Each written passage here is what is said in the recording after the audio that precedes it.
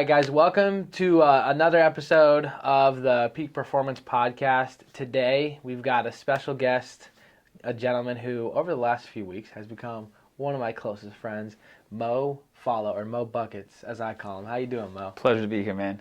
Awesome. Doing amazing. Yes, sir. And, dude, yeah, looking forward to having a conversation with you, talking about a lot of different topics. But, yeah, starting out, I don't know if a lot of people know who you are, kind of like where you came from, what you've done. Just, give us a skinny. Yeah, so, I was born in Toronto, Canada. I moved to the U.S. when I was super young with my family. My family were immigrants, and got into entrepreneurship and direct sales and business at a really young age. The idea of just like flipping things for a profit just made a lot of sense to me. The whole entire like working hourly and getting paid for your time, just for some reason that just never clicked in my head. But the idea of buying something for 10, selling it for 5, buying it for 10, selling it for 15 and making 5, like that just like made a lot of sense to me. Yeah. And I don't know where that came from, but that's just like the only way that I've ever viewed like how money gets made. And so I got started really young, around 15 years old, in like the direct sales space. Yeah. And over the last 14 years, I've tried several different industries, failed at most of them. And the reason why I failed is because I didn't stick to one thing for long enough for the skills to compound. And so I'd go 6 months to a year in one specific field, then see a shinier opportunity, and then jump to a different opportunity. And I just kept on repeating the same 6 months over and over and over again. And it wasn't until I got into the solar industry when I was 24 years old that I was like, all right, this is like my chance to actually do something really big. I have this opportunity is absolutely incredible. I just need to go all in and not jump, because that's all I kept on doing was just jumping ship to the next opportunity. And it sucked for 18 months, and then month 19 is when I hit like massive profitability. Built that company up to, at peak, we had about 130 writing agents. We don't even write business anymore. Yeah. I had about 130 salespeople Yeah. across 3 different states, 5 offices, and ended up selling it to a private equity company 2.5 years later for low 8-figure valuation. And then took about a year and a half off, explored the world, got my health in order while I was looking for what the next big thing is. And now we're here and we're partners at Pinnacle Life Group. We've got Better Life Financial Group, which I'm running. It's an incredible team, and we partnered with you to help run our entire business and take us to the promised land. Yeah, dude. I've learned so much about you in the last, because I didn't really know you before, but it's been a fun journey seeing you and your growth and kind of learning the industry, but then seeing what you've brought to the table new, that we weren't doing before. Some things that that you've brought to the table that have really, had some light bulb moments for myself. But talk a little bit about, like, one of the things that's awesome about life insurance is, like, it's not like most businesses where you're negative for 2 years and then hopefully, you can start making some money. Like, you can make money right away, but I think a lot of agents get really frustrated when they get their first lead pack or two and, they don't immediately see sky-high profitability, right? So talk a little bit about, like, what that looked like for you. Like, what lessons did you learn, delayed gratification, or what did that process look like for you, understanding, look, when I'm starting a business, it's not going to look pretty at the beginning. Yeah, I mean, we didn't touch profit until month 19. And it was always this idea of like, don't worry, like it'll work. Yeah. Like trust the process, it will work. I just kept that mindset the entire time. And, obviously, we're almost 3 months in. We've written probably close to $500,000, maybe a little bit more than that at this point. But, Better Life is still not profitable, but that's okay, right? Yeah. Like, I'm not focused on profitability today. If I wanted profitability, I wouldn't hire a sales team. I wouldn't go build a brand. I wouldn't build a business. I wouldn't hire admins. I wouldn't hire executives. I wouldn't do any of that stuff. I would just go be an independent person, buy my lead packs, and just sell and rip all day. But my goal is not just to do profitability today. My goal is to build a massive business. And to grow a business, you need to invest in a business. And at first, you don't have skills. And so you're paying money so that you can get yourself opportunities, and those opportunities help you earn skills. And so just like, some people, the easy analogy would be like college, right? You spend money for college so that you can learn skills, and then you take those skills and you go into the real world and get a job. But in business, it's a lot different because, one, you're betting on yourself and not betting on some employer to pay you. And the skill development is so much faster. You don't have to go years and years of studying to be able to do it. You learn through your failures, because failure is the single most dense source of information that you can get. And the only reason why someone's not making, a higher amount is just because they don't have the right information, or if they have the information, they don't apply the right information. Yeah, definitely. Now, do you feel like where's the best place to get that information? Because you've kind of used that analogy. People who've done it before. People who've done it before. Mentors. Direct mentors. Finding somebody like you. Finding somebody like myself. Finding somebody like Jonah, like Joe. Finding Mindy, Caleb. Any of the guys that are inside of our group. If we're talking like life insurance specifically, right? If you're not part of the Pinnacle group, that's okay. But whoever it is that's inside of your organization who is like the top writing producers, go study what they do. Yeah. Go learn from them. That's why college sucks, because all the teachers, they've never actually done practice. They've just learned how to teach it. Yeah. They haven't actually done it. Yeah. And a person who can't do doesn't know. So if you can't do it, it means you don't know it.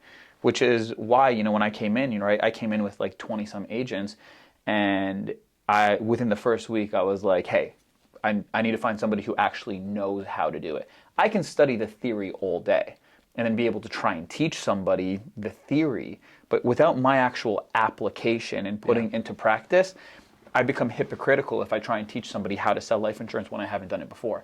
But you've written millions of dollars worth of life insurance, which it creates a ton of credibility, and you have the actual knowingness. And because you have the knowingness, you can actually teach somebody how to produce.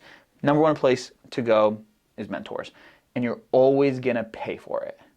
And you're either going to pay for it with two different ways. You're either going to pay for it by earning a little bit less money, because a mentor should get paid for the money. So you're either going to learn by making a little bit less money, or you're going to choose the route of you make a higher spread and make a little bit more money, but then you're going to pay with it. But then you're going to pay for it with your time. Like, I didn't want to take years to go and learn and be a master the way that you did. Yeah. I'd rather make a little bit less money, cut the time out of it, and then be able to learn from someone who knows what they're doing. Yeah. Yeah, absolutely. That's a great perspective, because I don't think a lot of people think about it. They don't think about it like that, Well, your time is your most valuable resource. And like the allocation of your time in a specific direction is the most valuable thing. And if you keep making the same mistake over and over and over again, and you don't know that you're making a mistake, you think that you're doing it the best way, then you're just going to keep running in circles. Versus having a coach, like that's what it is. It's having a coach. A coach can see from the outside what it is that you're actually doing. Like, Kobe Bryant didn't train himself. Yeah. Right? Kobe Bryant had Tim Grover. And Tim Grover assessed every single thing, the way that he landed, the way that he pivots, the way that he catches the ball. And he's like, too slow, too fast, too whatever. You're not in the right position. And always analyzed everything and helped guide him so that he could become one of the best players ever. Yeah. Dude, that's awesome, man. One of the things that I really respect about you as an individual and a business owner is, like, it feels like that aspect of like, hey, your time's your most valuable asset. Like, you're not you didn't just leverage that into like trading time, for a little bit of comp to have your agents work with somebody who like has written the business, so you didn't have to figure it out. But you're the same way like with your agents. Right, like making sure that your time is going to be valuable pouring into them. So talk about that a little bit. Like, what are you, like, you've obviously built an amazing team. Like, you guys did 120,000, that, was that 4 weeks in? Did 120,000 in a week, 120 families, which is nuts. And so talk about that a little bit. Like, how does that factor into, like, who you bring in? Because you turn a lot of people away. Yeah. Well, ultimately, like, all a company is just a group of people, and if you have a really bad group of people, what kind of company do you have? And so, like, I've just made a lot of mistakes in hiring the wrong people because I cared so much about revenue. Yeah. And if you put so much focus on revenue, yeah, you might win in the short term, but, you don't want to win short-term games. You know, you always want to play the long term. The goal of the business is to stay in business. The goal of a marriage is to keep the marriage going. Yeah. And so if I want to be able to preserve the business and keep it growing for a long period of time, I can't be thinking, how do I make the most amount of money now? I will sacrifice making money today, making a huge amount of money today, and then just expand the time horizon that it takes and make more money over a longer period of time. Because anything that you get quick usually goes quick. Yeah. I'd rather build something that has a very solid foundation, making sure that we have all the right people, because then when we have the right people inside of the group will administer the group. Yeah. The group will weed people away that really just don't fit. Like, I have a message from a person right now. He started sending me, like, you know, he got into Excel, he started moving through, and then he started sending me like really weird messages and like sending me videos of him with his shirt off talking about like how he was in jail and this, and we at first thought he was like a really great fit. And Melissa, our admin, like loved the guy. Yeah. And my first conversation with him, I was like, this guy's a really good fit. And within a couple weeks, you know, everything was starting to get really bizarre. Yeah. And I started kind of asking him some questions, probing a little bit more, and then I was like, hey man, you're just not going to be a good fit. Yeah. And he seemed really good, but time exposes everything. Yeah. And so as soon as you notice that there's something that's off with somebody, you address it, and if it can't get corrected, they have to go out, because you have to protect your group. Yeah. Your group is everything. Like you as a business owner, you create a game, and your business is a game, and you set the rules and the parameters of the game, and then what your responsibility is to ensure that everyone's playing by the rules of the game. Yeah. Otherwise, if people start cheating the rules, what happens to the game? People get fed up. Mm-hmm. People are like, I don't want to play in this game anymore. People are breaking the rules. People aren't following it. They're like, fuck this game. We're going to go find another game. Yeah, that's so important. And from what I've seen, you know, from you guys, like, you know, when there's a bad apple, like you've cut it out and got it as fast as possible. Also, like, there's a factor with people where sometimes they themselves need the time to develop. So where's what are you looking for as far as a line for you between, okay, this person's a cancer to the organization, and okay, this person is an individual who doesn't know everything just like I don't and needs some time and mentorship, you know, to help them grow. Like, where's the line for you? What are you looking for? I look for character traits, and that's what I hire on. You know, you can train on skills and you can train on beliefs, but character traits are very hard to develop. Like, if I told you, hey Ryan, I got this guy, like really sick. He has a team and he's going to come into your business and they're going to write $5 million a month. What do you feel about that? I'll be like, oh, cool. Okay, what if this guy cheats on his wife every week? I probably wouldn't want to work with him. Yeah, but he's got the money. Yeah. He's got the skills. He's got great beliefs. Yeah. Right? But what's his character? Yeah, no, he'll cheat on me. Absolutely. He'll cheat on you. He'll cheat on your business, right? So it's like, it doesn't matter what somebody can do. It's the character of the individual is what's going to create in your organization. Because the thing is, he's going to do that. Other people are going to be like, man, this guy's got making $5 million every single month. Like, what do I got to do to be like that? And then those guys are going to start cheating on their wives. Yeah. And then those guys are going to cheat on you. Yeah. No, it's so important, you know, and I think a lot of times, like, the way I came into the industry was it was just me. I was just trying to sell, and my mentality was like, oh, I'm just going to try to recruit everybody and try to put up with people. Like, I need some money, you know, so I'll try to help these people out and keep them around. And it really did. Like, there's a lot of people that I had around that I shouldn't have, you know, and it would have been beneficial to me and my team. Like, I probably lost some agents because of the agents that I should have, you know, gotten rid of. Well, your people will lose faith in you as a leader. Like, that's what it is, right? Like, they're expecting for you to protect the group, because here's the thing, they all see the bad fit. Yeah. And they're not going to go and have the conversation because it's not their job. Unless you set that parameter. But they expect you as a leader to be like, hey, this person needs to go, and then they have confidence in you as a leader. Yeah. They just lose trust in you. That's what happens. If you don't cut the bad people from your business, they lose trust in you as a leader. Yeah. No, that makes a ton of sense. Let's pivot a little bit and talk about, so now you have the right people in your organization, like you've got the people you've hired on character. Something that I think really impressed me about you, like I did the first month we worked together, like I only saw you like on Zoom across a computer screen, right? And then when we had that first lock-in, like the energy, like there was a lot of things that were like, that really impressed me. I think one of them that impressed me the most was like the way you were able to like push people without like pushing them away, right? Like get the best out of them without like turning them off, right? So can you talk a little bit about that? Like what do you do? I don't know, just talk a little bit about that because I'd like to learn, some of how I can do that. Yeah, I mean, here's the thing. The reality is like people want to be held accountable. They do, because accountability is the only thing that's going to push a person to get to the next level. And if you're not hard on your people, because I think I am hard on people. Yeah. If you are not hard on your people, they're not going to achieve great results. And why are people ultimately working with you? Like, why do people want to work with you? So they can make some money. They want to get better. They want to improve.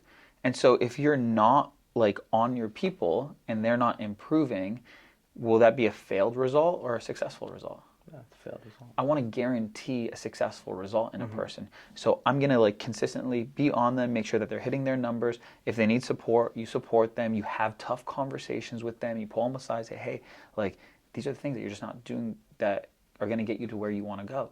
And they're going to appreciate that way more because it shows that you actually care. Yeah. Like accountability is love, accountability is care, because ultimately if they don't reach their goals, are they going to be part of your organization or not? No. Absolutely not. And so many people, they don't want to cross the line of not being liked. But if you care about being liked, you're weak-minded. Like the greatest people on like Donald Trump. You think Donald Trump cares about being liked? No. Absolutely not.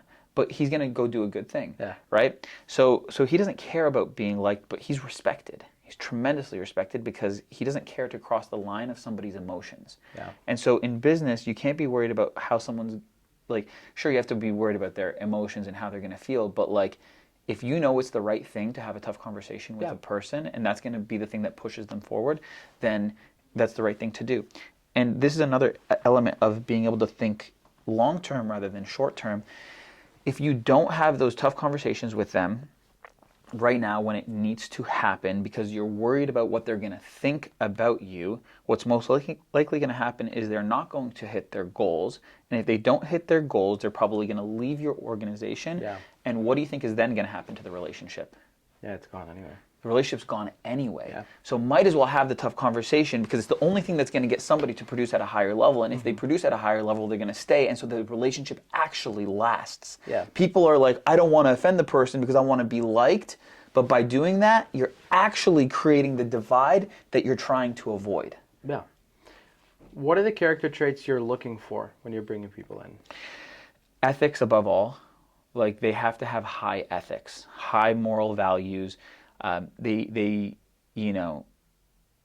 and I view ethics as like doing the action that does more good than bad, right? Like you have to take a look at your decisions and like, okay, the most ethical decision is the one that does the most good for the most number of people. So people who are really selfless, like they're not really thinking about themselves, they're thinking about how do we benefit the group. Yeah. So contribution is huge.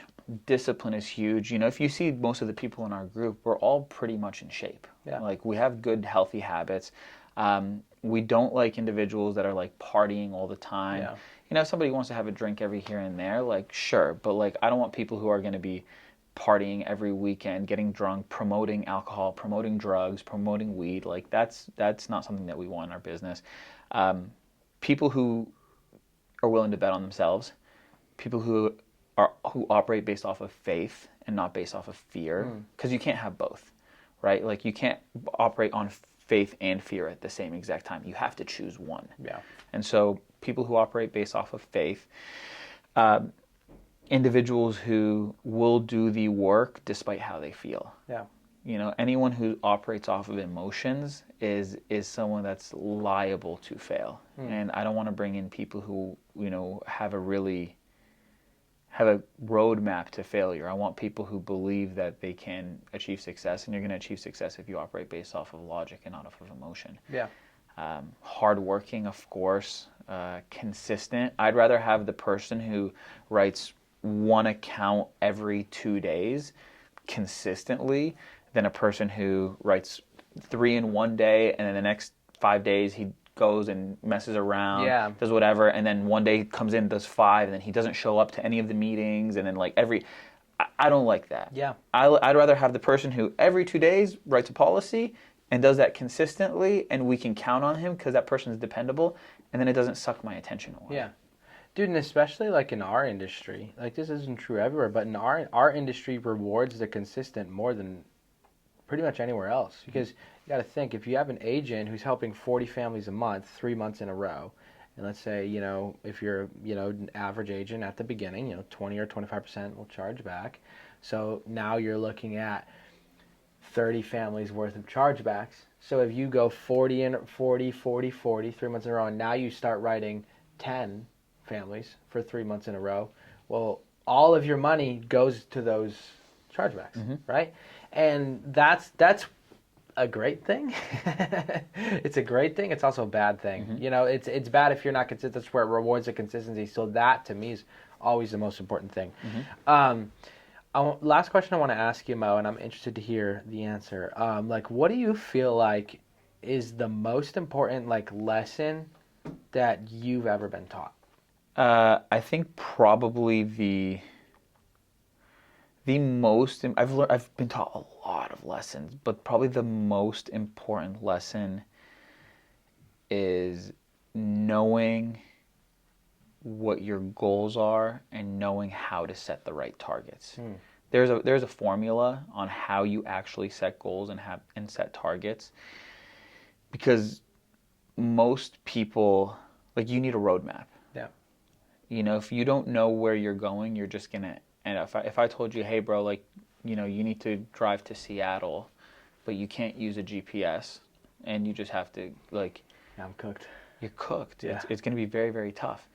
And so most people navigate through life without knowing where they're going, and they're just trying this, expecting something to happen. And so what somebody could achieve in 3 years if they had direction takes them 30 years because they're lost. Yeah.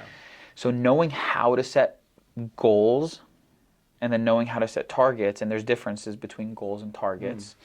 So knowing how to set goals, knowing how to set targets,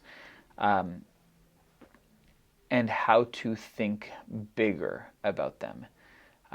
Those two kind of play hand in hand, but like the magic of thinking big is a huge thing, and then what setting goals really does for your life. Those are so fundamental. Yeah. And if you don't get those down, all else fails. Yeah. So they're more senior to the other pieces of information of like business application or this and this, because they're tremendous ones. But if you don't know how to set goals and targets and you can't think big, you're cooked. Yeah. All right. Well, Mo, thanks for hopping on. I appreciate you pouring into the people, bro. This was super good. We'll definitely have you on again.